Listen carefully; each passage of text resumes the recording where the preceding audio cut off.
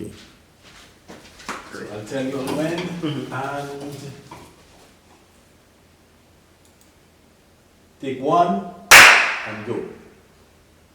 Okay, Denise. Could you talk to me about some of the issues that you might face when you have to go into like a hospital or healthcare kind You of were supposed to facility? ask her her name so she could introduce What herself. we're doing now? And go!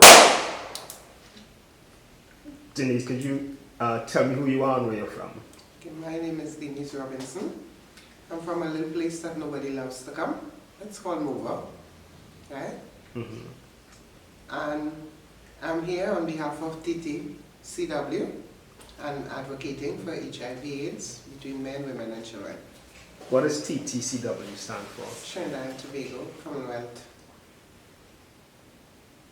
Workers Union. Okay. You're not too far. What does TTCW stand for? Trinidad and Tobago Commonwealth Workers. Okay. What are some, I know you told me that you are a social worker and you go around to schools and talk to young people. Yeah. What are some of the things that, what do you want to get across to young people? What are the most important things?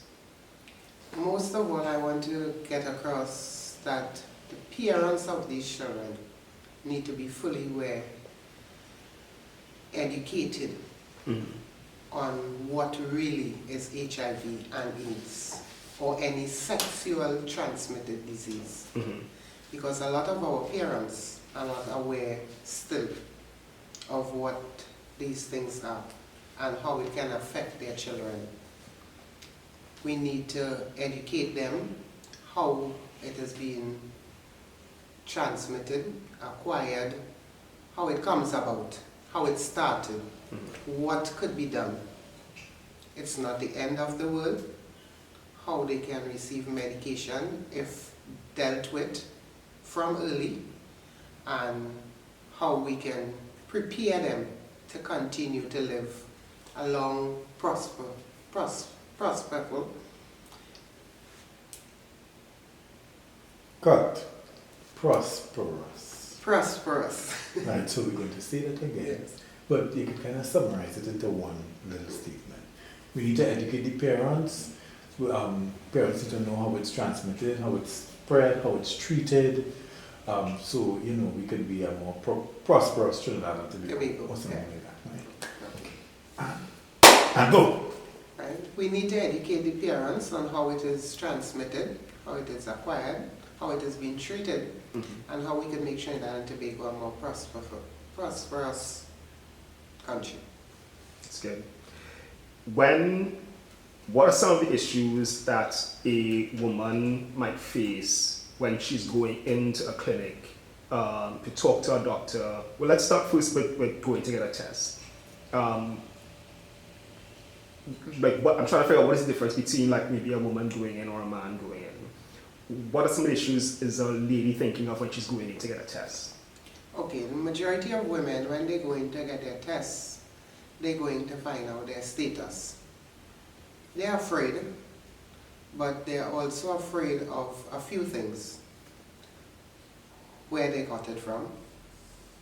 Let's say they found out that they are positive. Where they got it. And how would they survive? Could they go to this person and let this person know that, okay, because I was with you, this happened, and where do we go from here? And some of the counselors are not ready yet in able to, you know, treat these people or speak with these people and let them know that you get comfortable. Alright? Yeah. I just want to keep it real short so that we have it in these cutting sound bites. So I have here that among young adults, females account for 60% of new infections. And this is young people between, I think it's like 15 to 24 or something like that. When you think about that, like, how does that make you feel? Because that 60% is like high for those young women.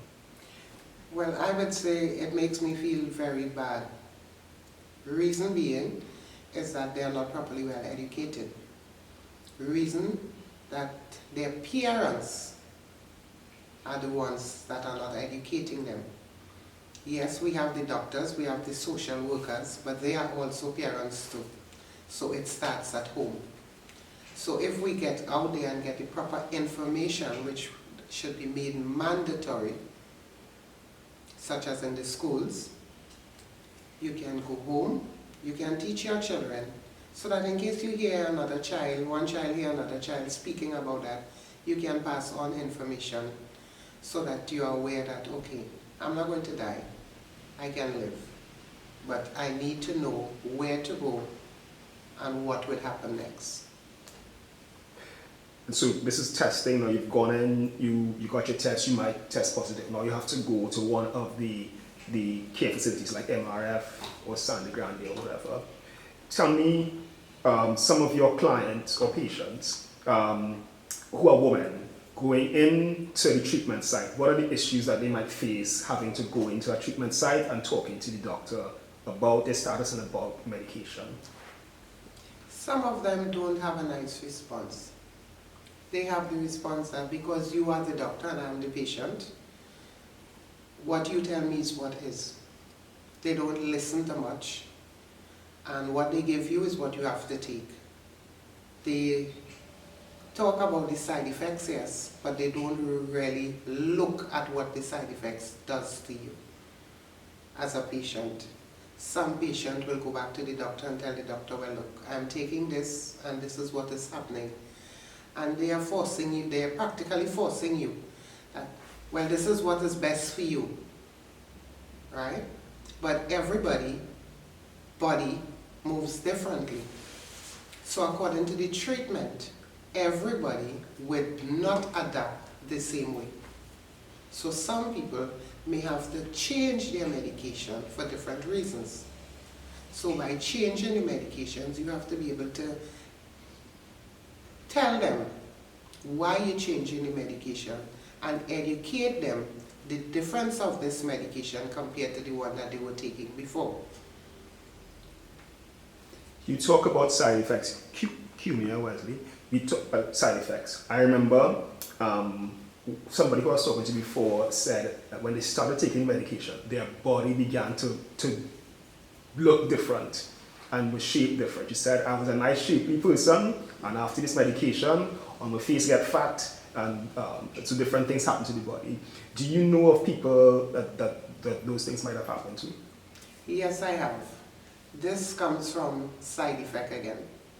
You may be allergic to something that is in that medication. I'm not aware of it. Did they do an allergy test? No.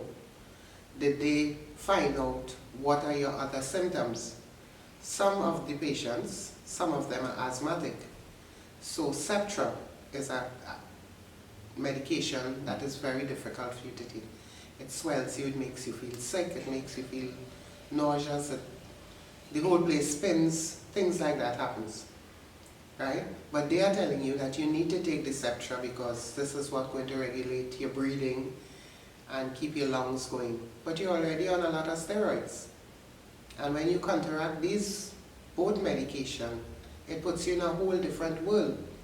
So then the medication that they are giving you now for HIV would not be able to be dominant as it's supposed to be because it's supposed to keep your CD4 count down.